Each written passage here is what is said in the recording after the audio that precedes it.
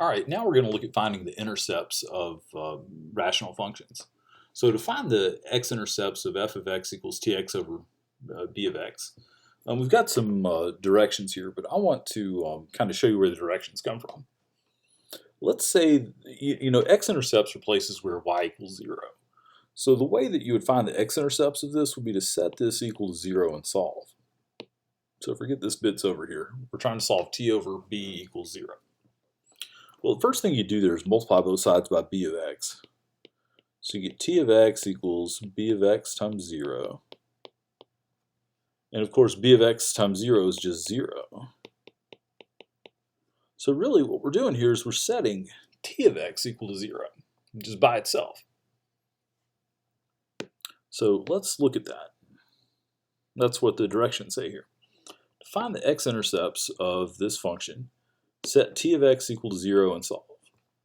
Now, these are not all, this is going to give you your x-intercepts, and it might give you some extra numbers as well. So I like to call these solutions the potential x-intercepts. Step 2 says throw away any solutions that are also solutions to b of x equals 0. Those would be values that give you 0 over 0. And then finding y-intercepts is easy. Y-intercept is just the place where the graph touches the y-axis. So all you do is you plug in x equals 0, and that gives you the y-intercept. And plugging x equals 0 into a rational function is really easy, because the top and bottom are both going to just be polynomials, and so it's really going to be just looking at the constant terms. So let's do these. Find the intercepts of this rational function. Okay, let's do the x-intercepts first.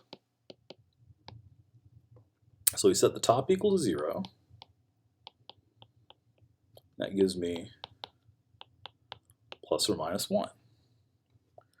And now I could solve the bottom, but I don't really need to. All I need to do is look and see if 1 and negative 1 are solutions to this. So since there's only two numbers, let's just plug them in and see if we get 0. So if I plug in 1, I get 1 plus 9 plus 14, which is certainly not 0.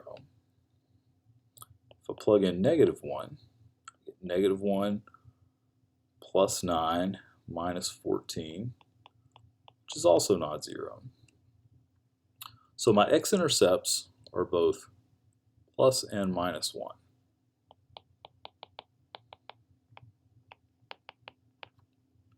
All right, my y-intercepts, well, you can have at most one y-intercept, so I don't need a plural on there.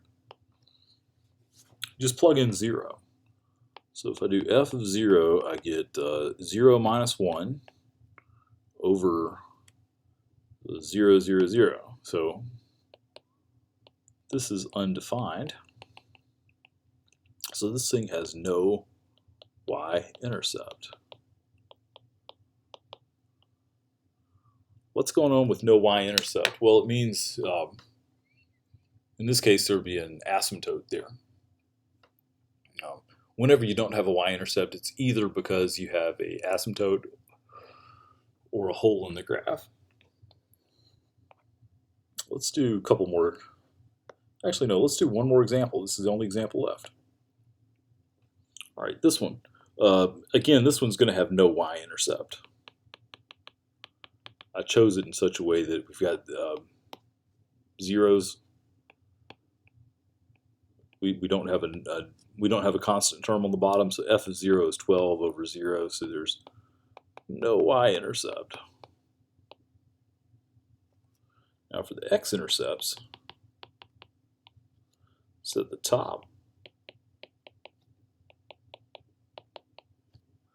set that equal to 0. This factors with 3 and 4. Yes, so we get x equals 3 and x equals 4. So those are possible x-intercepts. We just have to make sure that they don't make the denominator 0. So let's plug them both into the denominator. So if I take this down here and I plug in 3, 3 cubed is 27. minus 8 times 9 plus 15 times 3, 45. All right, I'm going to do this the old-fashioned way. 27 minus 8 times 9 plus 45. That gives me 0. So that means that 3 is not a y, is not an x-intercept. Now plug in the 4. 4 cubed is 64 minus 8 times 4 squared plus 15 times 4, that's 60. So 64 minus 8 times 16 plus 60 is negative 4. All right, we're good. So this is an x-intercept. Now let's look at this graph just for fun. If we look at it here, I've already got it drawn in.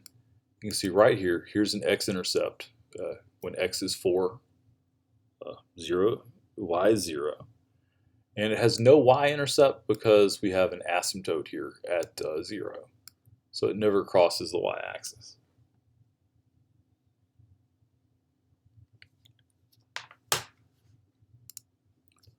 All right, and that's it for this section.